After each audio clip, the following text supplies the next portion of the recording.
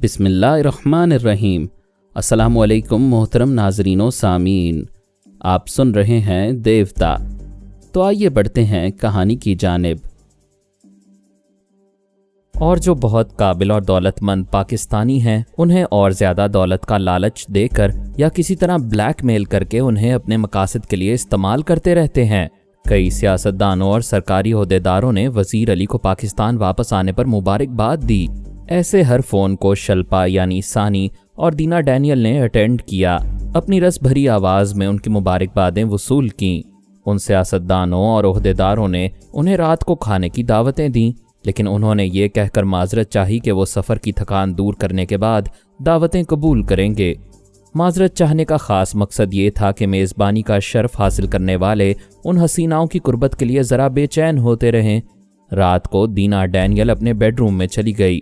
ثانی اور علی نے اپنے بیڈ روم کے دروازے کو اندر سے بند کیا۔ پھر ثانی نے کہا، یوں تو میں نے موساد اور را تنظیم کے بارے میں بتیری معلومات حاصل کی ہیں، لیکن ایک اہم بات یہ ہے کہ دینا ڈینیل یہاں کے ایک بہت بڑے سائنسدان کو پھانسنا چاہتی ہے۔ سائنسدان سے دوستی کر لینے کا مطلب یہ ہوگا کہ وہ پاکستان کے ایٹمی پروگرام کے متعلق بڑی حد تک معلومات حاصل کر لے گی۔ علی نے پوچھا، وہ سائنسدان کون ہے؟ اس کا نام پتہ ٹھکانہ بتاؤ۔ تم اس سائنسدان کی فکر نہ کرو، دینا ڈینیل کا دماغ میری مٹھی میں ہے، میں اسے کامیاب نہیں ہونے دوں گی۔ اچھی بات ہے، دوسری معلومات بتاؤ۔ کیا تم بھی شلپا کی حیثیت سے کسی کو ٹریپ کرو گی؟ ہاں، مجھے را تنظیم کی طرف سے ہدایات ملی ہیں کہ پرسوں رات حکومتی پارٹی کی طرف سے ہم سب کو ڈنر کی دعوت دی جائے گی۔ وہاں چند فوجی افسران بھی آئیں گے۔ مجھے ان میں سے ایک افسر کو شیشے میں اتارنا ہے۔ بائی دا وے، یہ کام بھی میرا ہے، میں ہی اسے انجام دوں گی۔ علی نے کہا، جب تمہاری ٹیلیپیتھی کے ذریعے تمام کام ہو رہے ہیں تو میری کیا ضرورت رہ گئی ہے؟ وہ ہنس کر بولی، کیوں جل بھن رہے ہو؟ جب تم پورے ایکشن میں رہتے ہو اور تمہارے کارنامے انجام دیتے وقت میں تمہاری معمولی ماتحت کی حیثیت سے کام کرتی ہوں، تب میں برا نہیں مانتی۔ علی نے اس کے کان پکڑ کر کہا، میں برا نہیں مان رہا ہوں، صرف اتنا کہہ رہا ہوں کہ ابھی تم ثانی نہیں شلپا ہو، اور میں سمجھتا ہوں کہ شلپا اور دینا ڈینیل کے درمیان میری ضرورت نہیں ہے۔ وہ ایک جھٹکے سے اپنے کان چھڑا کر بولی، میں شلپا نہیں، تمہاری ثانی ہوں۔ تمہیں میری ضرورت نہ سہی، مجھے تمہاری ضرورت ہے۔ انسان کے چاہنے سے اس کی ضرورت پوری نہیں ہوتی۔ کل کوئی مجھے اغوا کرے گا اور تمہیں مجھ سے جدا کر دے گا تو کیا کرو گی؟ وہ ایک بار پھر ہنس کر بولی، تم اور پارس تو ہوا ہو۔ ہوا کو بھلا کسی نے مٹھی میں پکڑا ہے؟ اگرچہ ہوا مٹھی میں پکڑی نہیں جاتی مگر غبارے میں قید ہو جاتی ہے، وہ بولی، اور قید کرنے والے غبارے کو اڑا کر اوپر پہنچا دیتی ہے، اوپر جہاں سے کوئی واپس نہیں آتا، صرف ہوا آ جاتی ہے۔ چلو، میں تمہاری باتوں سے ہار گیا، چلو سو جاؤ۔ ثانی نے کہا، نہیں علی، مجھے احمق نہ سمجھو، تمہارے اغوا ہونے والی بات کے پیچھے کوئی گہری بات ہے۔ بھلا گہری بات کیا ہوگی؟ تم یہ آسانی سے سمجھ سکتی ہو۔ یہاں حکومت اور اپوزیشن پارٹی میں جھگڑے ہوتے رہتے ہیں، الزام تراشیاں ہوتی رہتی ہیں۔ میں وزیر علی حکومت کی پارٹی سے تعلق رکھتا ہوں، مجھے اپوزیشن والے اغوا کر سکتے ہیں۔ میں نہیں مانتی کہ اپوزیشن والے تمہیں اغوا کر کے خود کو عوام کے سامنے بدنام کریں گے، تو پھر یہ مان لو کہ میری ہی پارٹی کے لوگ مجھے یہاں سے لے جا کر گولی مار دیں گے اور اپوزیشن کو بدنام کرنے کے لیے کہیں گے کہ برسوں بعد ایک محب وطن سیاستدان وزیر علی کی آمد سے حکومتی پارٹی کے چند خفیہ راز ظاہر ہونے والے تھے، اس لیے اسے اغوا کر کے گولی مار دی گئی۔ ثانی سوچتی ہوئی نظروں سے علی کو دیکھ کر بولی، تمہاری بات دل کو لگ رہی ہے، لیکن وزیر علی کو امریکہ نے یہاں بھیجا ہے۔ امریکہ کچھ لوگوں کو قربانی کا بکرا بنا دیتا ہے۔ وزیر علی کو صرف اس لیے استعمال کیا گیا کہ وہ را کی شلپا کو بیوی بنا کر اور موساد کی دینا ڈینیل کو بہن بنا کر پاکستان پہنچا دے۔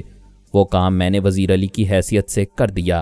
اب وزیر علی کی موت کے بعد شلپا اس کی بیوہ اور دینا ڈینیل اس کی بہن کی حیثیت سے اس کی تمام دولت اور جائیداد کی مالک ہوں گی اور یہاں مسلمان کہلاتی رہیں گی۔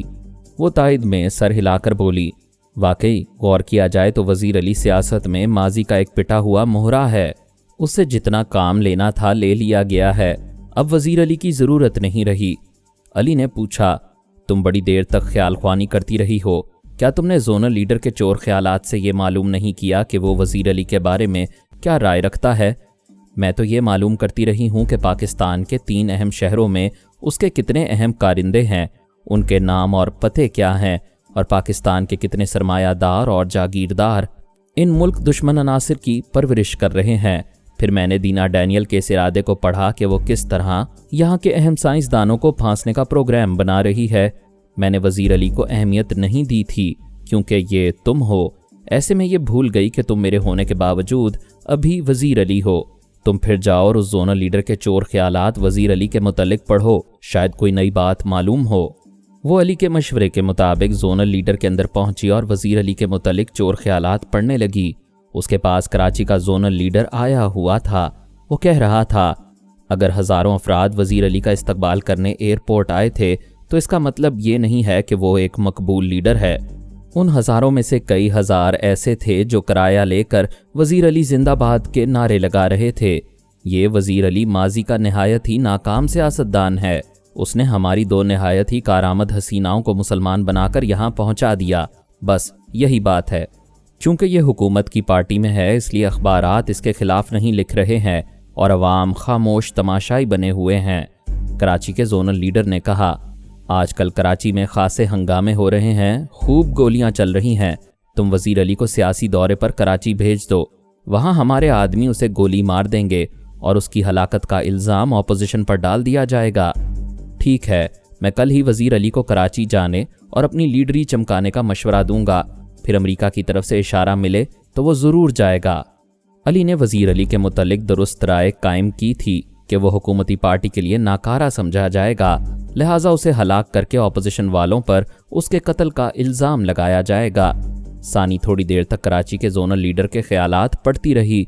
फिर उसने अली से कहा, वाकई तुम्हारी जान को ख़तरा है। वहाँ एक जोनल लीडर के पास कराची का जोनल लीडर आया हुआ है।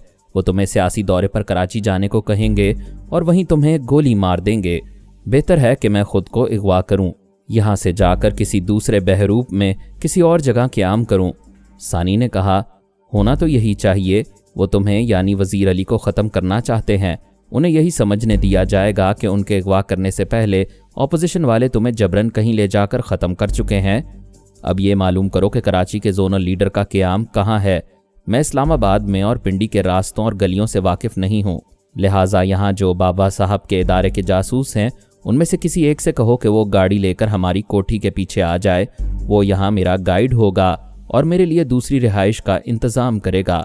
वो उसके मशवरे के मुताबिक ख्याल ख्वानी के ज़रिए ऐसे तमाम इंतज़ामात करने लगी, जिसके बाद अली आसानी से एक गाइड के साथ रहकर दुश्मनों से निमट सकता था।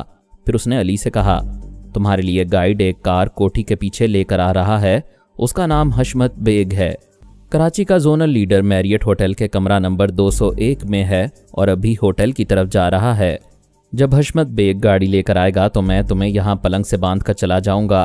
तुम बयान दोगी कि कुछ मुसल्लह अफराद आए थे और उन्होंने हमें गन पॉइंट पर रखा, तुम्हें पलंग से बांध दिया और मुझे जबरन यहाँ से ले गए। मैं ऐसा ही बयान दूंगी। अब आगे बोलो। वो होटल जा रहा है, उसके साथ क्या सलूक करना है? जब मैं यहाँ से निकलकर होटल के करीब पहुँच जाऊँ तो तुम कराची के जोनल लीडर के दिमाग पर कब्जा जमा कर उसके हाथ से एक ख़त लिखवाओ कि वो MIM के मुजाहिदीन के नरगे में आ गया है और ये राज खुल गया है कि वो मोसाद का जासूस है और कराची का जोनल लीडर बनकर कराची और सिंध के तमाम तखरीबकारों को भारतीय तंजीम रॉ की मदद से कंट्रोल करता है। और ये भी लिखवाना कि उसने जोनल लीडर की हैसियत से तमाम तखरीबकारों को कमांड करने के इख्तियारात हासिल करने के जो तहरीरी कागजात, कोड वर्ड्स और कोड नेम्स हैं, ये तमाम अहम चीज़ें उसने कराची में कहाँ छुपा कर रखी हैं ताकि पाकिस्तानी पुलिस और फ़ौज को उसके खिलाफ ठोस सबूत मिल जाए और इसके साथ ही रॉ और मोसाद की साजिशें खुलती जाएं। पाकिस्तान के अवाम ये तो जानते हैं कि अमरीका, इसराइल और भारत की मिली भगत से पूरे मुल्क में और ख़ुसूसन सूबा सिंध में तखरीबकारी इस इंतहा को पहुंचाई जा रही है कि ये मुल्क खुदा न खास्ता पहले अंदर से बिल्कुल टूट फूट जाए, फिर भारत हमला करके बड़ी आसानी से यहाँ अपने नापाक मकासद पूरे कर ले। किसी शाहज़ोर को मारने के लिए पहले उसे अंदर से खोखला करना पड़ता है। पाकिस्तानी ये जानते हैं मगर सियासी लीडर नहीं जानते कि किस तरह हुकूमत और अपोजिशन आपस के झगड़ों में मुल्क दुश्मन अनासिर को अपना दोस्त बनाकर उन्हें एक दूसरे के खिलाफ इस्तेमाल कर रहे हैं और इल्ज़ाम एक दूसरे पर इसी तरह आयद कर रहे हैं जैसे वजीर अली को अगवा करके और उसे हलाक करके एक का जुर्म दूसरे पर थोपना चाहते थे। सानी ने हशमत बेग से राबता किया, फिर अली को बताया कि वो कोठी के पीछे गाड़ी लेकर आ गया है। علی نے ثانی کے دونوں ہاتھ پلنگ کے سرہانے اور دونوں پاؤں پلنگ کی پائنتی سے باندھ دیے۔ اس کے منہ میں چھوٹا سا رومال ٹھونس کر اوپر سے ٹیپ چپکا دی۔ اس کمرے کے دروازے کو اندر سے کھول دیا تاکہ بعد میں دینا ڈینیل وہاں آ سکے۔ پھر وہ مسکرا کر بڑے پیار سے رخصت ہو گیا۔ وہ جدا ہونے کے باوجود ایک دوسرے کے قریب تھے۔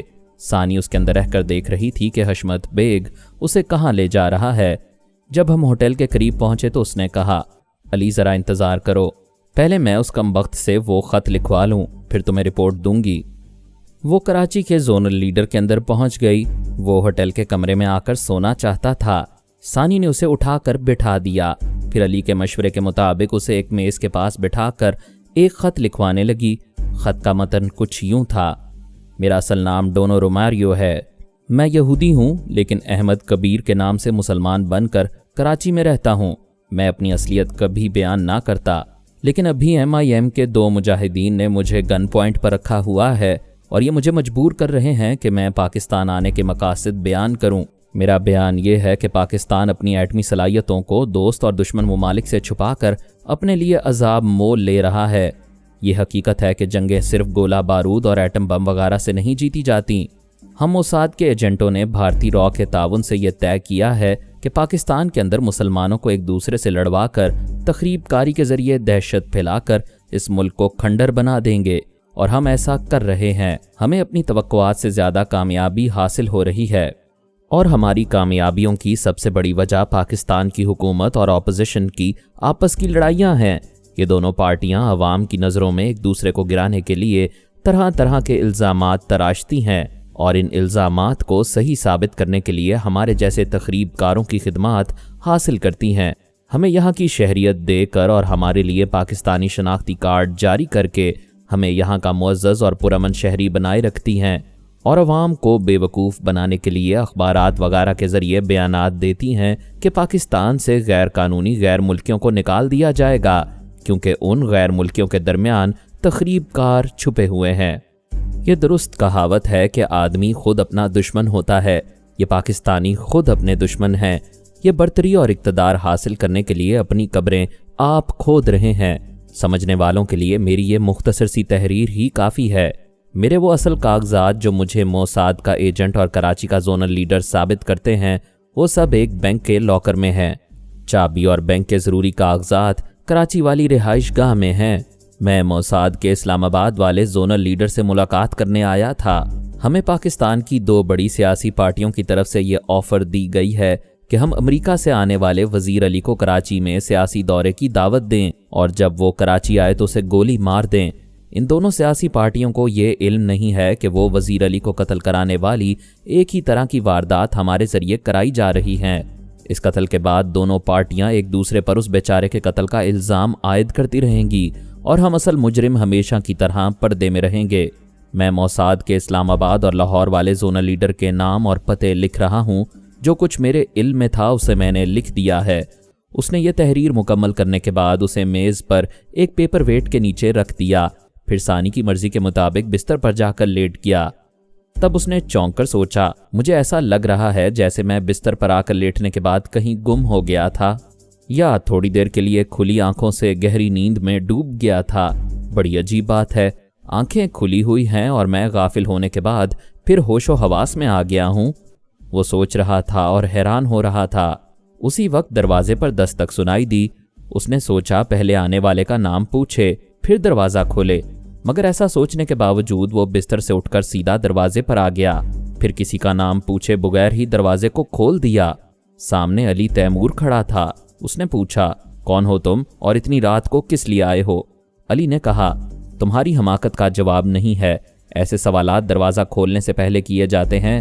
اب بتا بھی دوں کہ دشمن ہوں اور تمہاری موت بن کر آیا ہوں تو دروازہ بند نہیں کر سکو گے، کرنا چاہو گے تو اپنا ہی لہو اپنی زبان سے چاٹو گے۔ یہ کہتے ہی اس نے ایک الٹا ہاتھ اس کے منہ پر مارا اور کمرے کے اندر آ کر دروازے کو اندر سے بند کر دیا۔ ہاتھ کھانے والے کا سر چکرا گیا تھا۔ وہ سوچ بھی نہیں سکتا تھا کہ کسی انسانی ہاتھ کی ضرب ہتھوڑے جیسی ہوتی ہے۔ اس کے منہ میں لہو بھر گیا تھا۔ علی نے پہلے ہی کہہ دیا تھا کہ وہ اپنا لہو خود چاٹے گا، اور یہی ہو رہا تھا۔ اس نے اپنے منہ پر ہاتھ رکھ کر ہٹایا تو اس کی ہتھیلی اپنے لہو سے بھیگ گئی۔ علی نے کہا، तुम लोगों ने इस मुल्क में बड़ी ताकत और इख्तियारात हासिल कर लिए हैं। दीमक की तरह इस मुल्क को ऐसे चाट रहे हो जैसे अभी अपने लहू को चाटने का तमाशा दिखा रहे हो। वो मुकाबला कर सकता था, मगर अली के एक हाथ ने समझा दिया था कि वो कुछ बोलने के काबिल नहीं रहेगा। उसने पूछा, कुछ मालूम तो हो, तुम कौन हो? मैं अपने बाप दादा के हवाले से पाकिस्तानी हूँ। मेरी रगों में जो खून दौड़ रहा है उसका ताल्लुक शाहकोट से है, और ये फौलादी हाथ भी इसी पाकिस्तानी मिट्टी से बने हुए हैं। तुम्हारी बातों से जाहिर हो रहा है कि तुम मुहिब्बे वतन हो। मालूम होता है तुमने वजीर अली का सिर्फ नाम सुना है, उसे चेहरे से नहीं पहचानते हो। वजीर अली भला मुहिब्बे वतन कैसे हो सकता है? अगर होता तो इस वक्त तुम्हारे सामने ना होता। क्या? वो हैरानी से बोला, तुम हमारे दोस्त और हमारे हम ख्याल वजीर अली हो, यानी कि वही वजीर अली जो आज ही अमेरिका से आया है? हाँ, मैं वही हूँ जिसे यहाँ का जोनल लीडर सियासी दौरे पर कराची जाने को कहेगा, और जब मैं वहाँ जाऊँगा तो इस शहर के मुख्तलिफ इलाकों में गोलियाँ चलती ही रहती हैं। एक गोली मुझे भी आकर लगेगी और मेरा काम तमाम हो जाएगा। नहीं वजीर अली, ये तुम कैसी बातें कर रहे हो? कराची शहर में हमारे तखरीबकार बहुत मुस्तैद हैं, वहाँ तुम पर कोई आंच नहीं आएगी। अली ने कहा, अगर मैंने दूसरा हाथ मारा तो दुनिया से चल बसोगे, इसलिए अपनी जुबान से उगल दो कि वजीर अली एक हिंदू शल्पा और एक यहूदी दीना डैनियल को यहाँ पहुँचाने के बाद किसी काम का नहीं रहा है, लिहाजा मेरी छुट्टी हो जानी चाहिए। नहीं, तुम हमारे बारे में गलत सोच रहे हो। हम तो तुम्हारी खोई हुई सियासी कुव्वत बहाल करना चाहते हैं। अली ने उसके मुंह पर दूसरा हाथ मारा। वो चकरा कर गिर पड़ा, फर्श से उठ ना सका। उसने सर उठाकर देखा तो सर चकराने लगा, दरो दीवार घूमने लगे।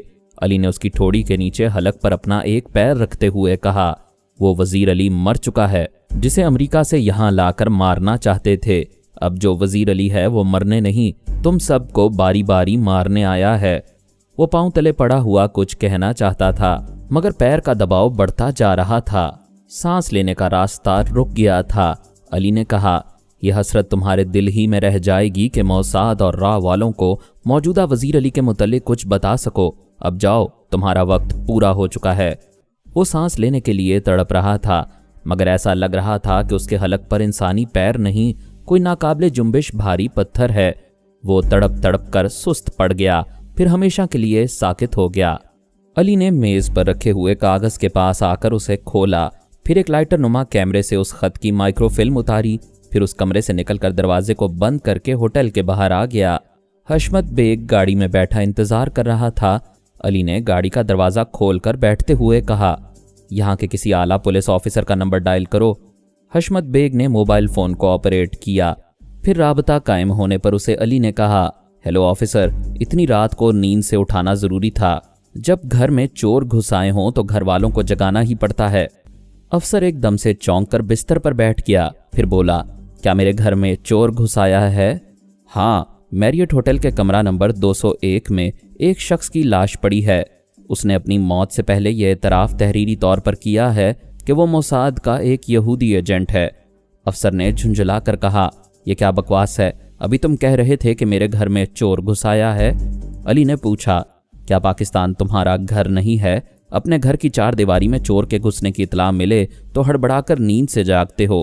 पाकिस्तान की सरहद के अंदर किसी चोर के आने की इत्तला दी जाए तो ख्वाब खरगोश से बेदार किए जाने पर झुंझलाते हो। क्या वतन के सिपाही ऐसे होते हैं? फजूल बातें ना करो, ये बताओ तुम कौन हो? मैं MIM यानी मुजाहिदीन इस्लामिक मिशन का एक मुजाहिद हूँ। तुमने अमरीकी तैयारे के अगवा किए जाने के बाद MIM तंजीम का नाम सुना होगा, और अगर नहीं सुना है तो आज से तुम जैसे फ़र्ज नाशनास अफसरान के जहनों पर यह नाम मौत की तरह नक्श हो जाएगा। हम जैसे बड़े अफसरों के पास ऐसे धमकियां देने वाले फ़ोन आते ही रहते हैं। यू नॉनसेंस, अब मैं फ़ोन बंद करके सो रहा हूँ। अफसर ने रिसीवर को रखा, फिर फ़ोन का प्लग निकाल कर आराम से बिस्तर पर लेट गया। सानी ने उसके दिमाग पर कब्जा जमाकर फिर उसे उठाया, फ़ोन का प्लग दोबारा लगवाया, फिर उसे पहले की तरह बिस्तर पर लिटा दिया। आधे मिनट के अंदर फ़ोन की घंटी बजते ही अफसर हड़बड़ा कर उठ बैठा, हैरानी से फ़ोन को देखने लगा। आप ही आप बुड़बुड़ाने लगा, मैंने तो प्लग निकाल दिया था, फिर ये कैसे लग गया? शायद मैंने इसे डिस्कनेक्ट नहीं किया था। वो रिसीवर उठाकर हेलो बोला। जवाब में अली ने कहा, मैं कह चुका हूँ कि वतन के सिपाही को ड्यूटी के वक्त बेदार रहना चाहिए। मेरी बात नहीं समझोगे तो आज रात सो नहीं सकोगे। वो गरज कर बोला, तुम जो कोई भी हो, तुम्हारी शामत आ गई है। अब देखता हूं तुम कैसे परेशान करोगे। उसने फिर रिसीवर रखकर प्लग को अलग किया। सानी ने फिर प्लग लगवा दिया। वो आराम से लेटना चाहता था, फिर फोन की घंटी सुनकर शदीद हैरानी से उछल पड़ा। कभी प्लग को कभी फोन को देखने लगा। फिर उसने रिसीवर को उठाकर एक तरफ रख दिया और क्रेडल पर हाथ रखकर फोन बंद कर दिया। अब वो इत्मीनान से सोना चाहता था, मगर उसे पता ना चला कि उसने लेटने से पहले गायब दिमाग होकर रिसीवर को फिर क्रेडल पर रख दिया है। आराम से लेटने के बाद फिर फोन की घंटी बजी तो वो चकरा कर रह गया। उसने रिसीवर उठाकर धाड़ते हुए कहा, अबे कौन है बे तू, मुझे क्यों परेशान कर रहा है? परेशान खुद हो रहे हो, बार बार अपना फोन बंद करने की बात करते हो, मगर मेरी आवाज़ सुनने के लिए फिर रिसीवर उठा लेते हो। मैं कह चुका हूं आज तुम्हारे मुकद्दर में नींद नहीं है, फौरन उठो और सिपाहियों को लेकर इस होटल में जाओ। मैं तो नहीं जाऊंगा, मगर अब ये फ़ोन इस कमरे से चला जाएगा। उसने रिसीवर रख दिया, प्लग को अलग कर दिया, फिर फ़ोन उठाकर तार खींचता हुआ कमरे से बाहर आया। फिर उस फ़ोन को दूसरे कमरे के एक सोफे पर फेंक कर अपने बेडरूम में वापस आ गया। ये उसका ख्याल था कि वो अपने बिस्तर पर वापस आकर लेट गया है, लेकिन ऐसा गायब दिमाग रहने के दौरान सानी की सोच की लहरें उसे यही समझा रही थीं कि वो फ़ोन को दूसरे कमरे में फेंक कर अब अपने कमरे में आंखें बंद करके सोने लगा है। अचानक ही वो लेटे लेटे उछल कर बैठ गया। फ़ोन की घंटी उसके कानों में बम के धमाके की तरह गूंज रही थी। वो हैरानी से आंखें खोल कर देख रहा था। जिस सोफे पर उसने टेलीफोन को फेंका था, फ़ोन उसी सोफे पर रखा हुआ था और अपनी आवाज़ में उसे पुकार रहा था। और वो अपने आरामदेह बिस्तर पर नहीं, बल्कि सोफे के पास ही नीचे कालीन पर लेटा हुआ था। वो दोनों हाथों से सर को थाम कर सोचने लगा, मैं अपने बिस्तर पर सो रहा था, फिर दूसरे कमरे में कालीन पर इस फेंके हुए फ़ोन के पास आकर कैसे लेट गया? वो सर पकड़कर सोच रहा था और फ़ोन की घंटी उसके कानों में चीख रही थी। वो सहरज़दा सा होकर उठ गया। अपने बेडरूम में आकर उसने लिबास उतारा और वर्दी पहनी। होटल जाने के लिए तैयार होने के दौरान फ़ोन की घंटी की आवाज़ें सुनाई देती रहीं। जब वो बाहर आकर कोठी के अतराफ पहरा देने वाले सिपाहियों के साथ एक गाड़ी में बैठकर जाने लगा तो घंटी की आवाज़ बंद हो गई। उस अफसर ने होटल के कमरे में पहुंचकर एक लाश देखी, फिर वो ख़त पढ़ा, फिर फ़ोन के ज़रिए पुलिस के सबसे बड़े ऑफिसर और वज़ीर दाखिला वगैरह से राबता करके मोसाद के एक एजेंट की मौत की इत्तला दी। मकतूल यहूदी का वो ख़त अब इस मुल्क के कितने ही अहम ओहदेदारों तक पहुंचने वाला था और इसका रद्द-ए-अमल भी ज़ाहिर होने वाला था। ये रद्द-ए-अमल ज़ाहिर होने में सुबह हो जाती। उधर सानी अपने बिस्तर से बंधी हुई थी और अब आज़ाद होना चाहती थी। वो दीना डैनियल के खाबीदा दिमाग में पहुंच गई। उसे नींद से ज़रा चौंका कर उठाया और तवज्जो से आवाज़ें सुनने पर मजबूर किया। वो कान लगाकर सुनने लगी। हालांकि खामोशी थी, लेकिन सोच के ज़रिए उसे चंद कदमों की आवाज़ें सुनाई दे रही थीं। वो बिस्तर से उठकर दरवाजे के पास आई, फिर उस दरवाजे से कान लगाकर सुनने लगी। उसे यूं सुनाई दे रहा था जैसे कुछ लोग कोठी के अंदर से बाहर जा रहे हैं। फिर उसे एक गाड़ी की आवाज़ सुनाई दी। वो गाड़ी स्टार्ट होकर दूर जा रही थी और उसकी आवाज़ भी दूर होते होते गुम हो गई थी। दीना डैनियल ने बिस्तर के पास आकर तकिए के नीचे से एक पिस्तौल निकाला, फिर दरवाजे के पास आकर उसे आहिस्तगी से खोला। कमरे के बाहर कोई नज़र नहीं आ रहा था। वो बाहर आई, फिर दबे कदमों चलती हुई सानी के दरवाजे के पास आकर आहिस्तगी से उसे आवाज़ दी, शल्पा क्या तुम जाग रही हो? उसे शल्पा यानी सानी की तरफ से जवाब ना मिला। उसने दरवाजे पर दस्तक देना चाहा तो वो दरवाज़ा खुल गया। अंदर रोशनी थी और सानी अपने पलंग पर बंधी हुई नजर आ रही थी। उसने तेजी से अंदर आकर सानी के मुंह पर से टेप हटाई, मुंह के अंदर ठुसा हुआ रुमाल निकाला, फिर हाथ पांव की रस्सियां खोलते हुए पूछने लगी, वजीर अली कहाँ है? तुम्हें यहाँ किसने बांधा था? यहाँ कुछ नकाब पोश अचानक ही घुस आए थे। उन्होंने हम दोनों को गन पॉइंट पर रखकर पहले मुझे यहाँ बांध दिया, फिर वजीर अली से कहा अगर तुम खामोशी से हमारे साथ चलोगे तो ये तुम्हारी दानिशमंदी होगी, वरना हम तुम्हें बेहोश करके ले जाएंगे।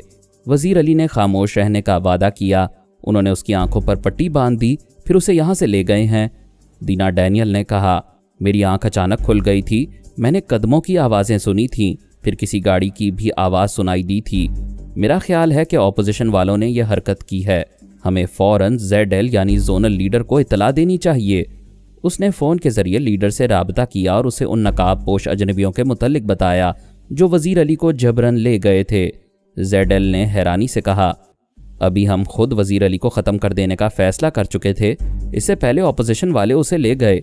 अगर उन्होंने उसे कत्ल करके उसकी लाश के पास कोई ऐसे सबूत छोड़ दिए जिससे हुकूमती पार्टी पर इल्ज़ाम आए तो बड़ी गड़बड़ हो जाएगी। ठहरो, मैं अभी कराची के जोनल लीडर से इस मामले पर बात करता हूँ। तुम दोनों अंदर से दरवाजे बंद करके सो जाओ। जेडल ने उनसे राबता ख़त्म करके कराची के जोनल लीडर से राबता किया। उसके होटल के कमरे से एक अजनबी आवाज़ ने पूछा, हेलो, आप कौन हैं? मैं अहमद कबीर का दोस्त हूँ, उनसे बातें करना चाहता हूँ। अजनबी आवाज़ ने कहा, खुदा का शुक्र है यहाँ आप अहमद कबीर के दोस्त निकल आए। प्लीज़ आप फ़ौरन इनके होटल के कमरे में चले आएँ, ये यहाँ बेहोश पड़े हैं। मैं डॉक्टर बोल रहा हूँ। जेडल ने फ़ोन बंद कर दिया। फिर मैरियट होटल के मैनेजर से पूछा, क्या कमरा नंबर 201 के मिस्टर अहमद कबीर बीमार हैं? जी हाँ, वो बेहोश पड़े हैं। हमने एक डॉक्टर उनके कमरे में भेजा है। आप कौन हैं? उसने फ़ोन बंद कर दिया। फिर अपने एक मातहत से राबता करके बोला, फ़ौरन मैरियट होटल के कमरा नंबर 201 में जाओ और मिस्टर अहमद कबीर की खैरियत मालूम करके मुझे रिपोर्ट दो। All right boss. सानी ने मातहत की आवाज़ भी याद रखी, लेकिन वो चाहती थी कि जेडल वहाँ जाए, इसलिए उसके दिमाग पर कब्जा जमा कर उसे वहाँ ले गई। उसने होटल के कमरे के सामने आकर दरवाजे पर दस्तक दी। जब दरवाज़ा खुला तो जेडल चौंक गया। एक पुलिस ऑफिसर नज़र आ रहा था। उसने कहा, अच्छा, तो आप ही अहमद कबीर के दोस्त हैं? थोड़ी देर पहले आप ही ने फ़ोन किया था। जेडल हिचकिचाया। समझ में नहीं आया कि मामला क्या है और उसे क्या जवाब देना चाहिए। सानी ने उसे बोलने पर मजबूर किया। जी हाँ, मेरा दोस्त अब कैसा है? क्या होश में आ गया है? अफसर ने कहा, अंदर आ जाओ। जो बेहोश होते हैं वो पुलिस के सामने पहुंचते ही होश में आ जाते हैं। उसने अंदर आकर देखा। उसे कराची का जोनल लीडर नज़र नहीं आया। अफसर ने कहा, कोई सवाल ना करना, सिर्फ सवालात के जवाब देते रहोगे तो तुम्हारे लिए बेहतर होगा, वरना बदतर हालात पेश आ सकते हैं। जेडल ने पूछा, आप क्या पूछना चाहते हैं? अफसर ने कहा, देखो, मना करने के बावजूद तुमने एक सवाल कर ही डाला है। यह पहली गलती है, इसलिए माफ़ कर रहा हूँ। अब मेरे सवाल का जवाब दो। अहमद कबीर कौन है और तुम उसके कैसे दोस्त हो? वो मेरा बिजनेस पार्टनर है। मुझसे कारोबारी मामलात में गुफ्तगू करने के लिए कराची से यहाँ आया था। तुम दोनों क्या कारोबार करते हो? हमने सरहद से कराची तक के लिए 200 ट्रक किराए पर हासिल किए हैं। ये ट्रक हमारा माल ले जाते हैं। किस किस्म का माल ले जाते हैं? सानी ने उसे बेख्तियार बोलने पर मजबूर किया। वो बोला, उन तमाम ट्रकों में हथियार कराची पहुंचाए जाते हैं।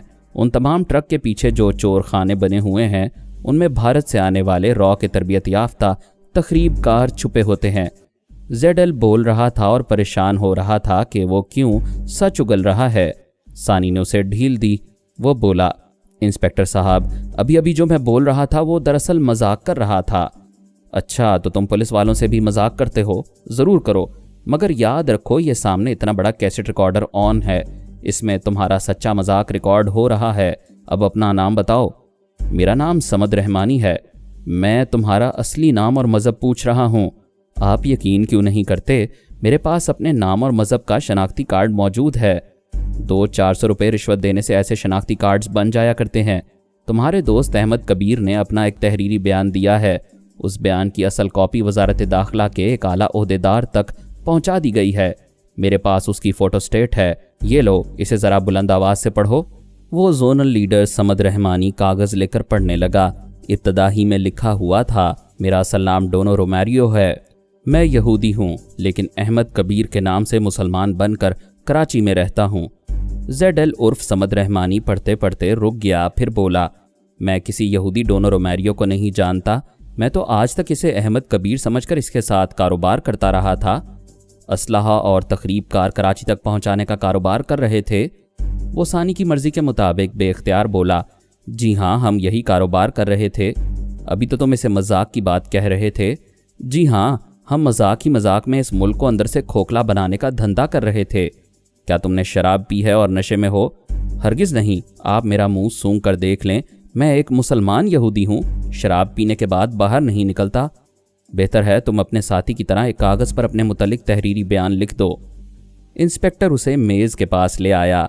वो वहाँ बैठकर वही सच लिखने लगा जो सानी चाहती थी। जब उसने तहरीर मुकम्मल कर ली तो इंस्पेक्टर ने कहा, तुमने जो कुछ लिखा है उसे ऊंची आवाज़ में पढ़ो ताकि तुम्हारी आवाज़ में तुम्हारा लिखा हुआ बयान इस कैसेट रिकॉर्डर में महफूज हो जाए।